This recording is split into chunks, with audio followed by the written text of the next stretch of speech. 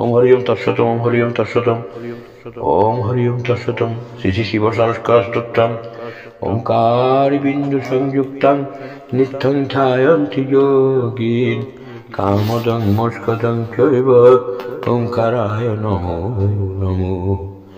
ওঙ্কার দৈত্যান ওঙ্কারনায়তং নৈব সম্ভূতং ক্ষয়োজস্য বিদ্যতে নমন্তি দেবতা সর্বে নকারায় নমো নমো।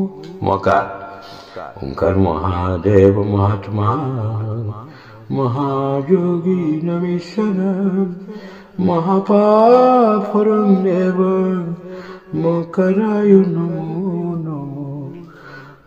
শিকার ওঙ্কার শিবং শান্তং জগন্নাথং লোকানুগ্রহকারক শিবমেকং পরং ব্রহ্ম শিকারায় নমো নমো। বাকার ওম বাহনং বিষভজস্য বাসুকী কণ্ঠভূষণং বামে শক্তিধরং দেবং বাকারায় নমো নমো।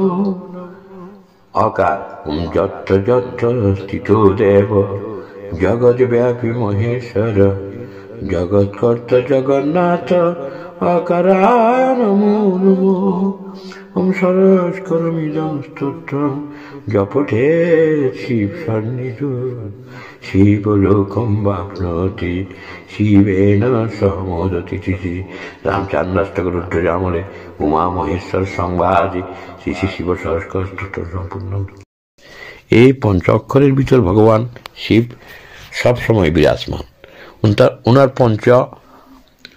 পঞ্চানন থেকে এই পঞ্চ অক্ষরের সৃষ্টি। এই শিব পঞ্চাক্ষর মানে ওমকারের এই রূপ। সব কিছু মিলে নমঃ শিবায় এমন একটা মহামন্ত্র, যে মহামন্ত্রের কোনো গুরু লাগে না। আপনি গুরুর কাজ হয়ে যায়, গুরুর দর্শন হয়ে যায়, আপনি সব কিছু এই নমঃ শিবায় থেকে সৃষ্টি হয়। এই নমঃ শিবায় অনন্ত অনন্ত অনন্ত গুণ সম্পন্ন, অনন্ত। তার নমঃ শিবায়ের ক্ষমতা নমঃ শিবায়ের কাছে, শিবের কাছেই আছে। এই ক্ষমতা কেউ শেষ করতে পারবে না। কেউ অনন্তকাল যদি চেষ্টা করে নমঃ শিবায়ের মন্ত্রের এক অক্ষরও কুলকিনারা পাওয়া যাবে না। এমনকি বিশ্বব্রহ্মাণ্ড যদি ওই সাগরের জল খালি হয়, পারিজাত বৃক্ষের শাখা যদি লেখনি হয়, অনন্তকাল যদি মা সরস্বতী লিখিয়ে যান, তাও নমঃ শিবায় মন্ত্রের সমাধান কোনোদিন কেউ পাবে না। এটাই হলো আসল কথা। এবং নমঃ শিবায় মন্ত্রের দ্বারাই সব কিছু পরিপূর্ণতা লাভ করবে। সর্ব আশা, সর্ব বাসনা, সর্ব অমঙ্গল নাশ হবে, সর্ব কিছু পূর্ণ হবে এক কথায়। আর সর্ব বিপদ আপদ সব কিছু খণ্ডন হয়ে যাবে।